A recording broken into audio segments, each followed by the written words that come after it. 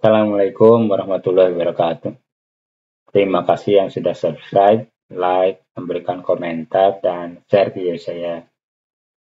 Nah, di video kali ini saya akan menjelaskan dua buah cara untuk mengetahui spesifikasi komputer ataupun laptop yang kita gunakan.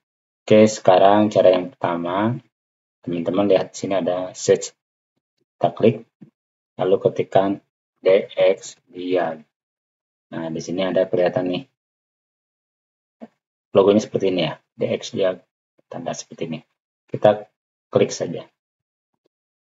Lalu akan muncul seperti ini, sistem, display, sound, input. Nah, teman-teman lihat di submenu sistem.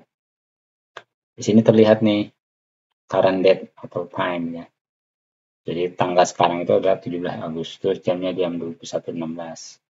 Jadi ada nama komputernya ataupun nama laptop ya sama aja. Nah, di sini operating systemnya saya menggunakan Windows 11 Pro 64 bit.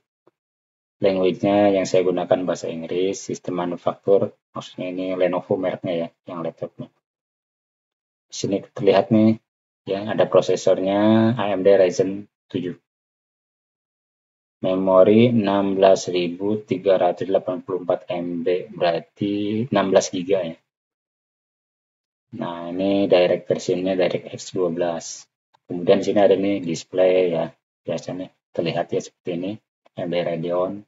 Soundnya menggunakan Realtek, inputnya ada mouse, ada keyboard. Seperti itu cara yang pertama ya. Nah, sekarang cara yang kedua, di sini di start, kita klik kanan, lalu di sini ada submenu install application, mobile center, power option, event viewer, sistem, dan sebagainya. Nah, teman-teman pilih yang ini aja, sistem. Kita klik ya. Langsung muncul seperti ini. Ini Lenovo ya. Nah, ini ada device name, komputer ataupun laptopnya ya. Prosesornya AMD Ryzen 7. Install RAM yang terinstall 16 GB. Ya, sama saja kan seperti tadi ya. Terlihat sistem tipenya 64 bit. Ya, seperti itu. Nah, ini spesifikasi laptop. Nah, ini spesifikasi Windows yang saya gunakan. Windows 11 Pro. Ya. Oke, seperti itu. Mudah-mudahan bermanfaat ya. Jangan lupa dukung channel saya ya.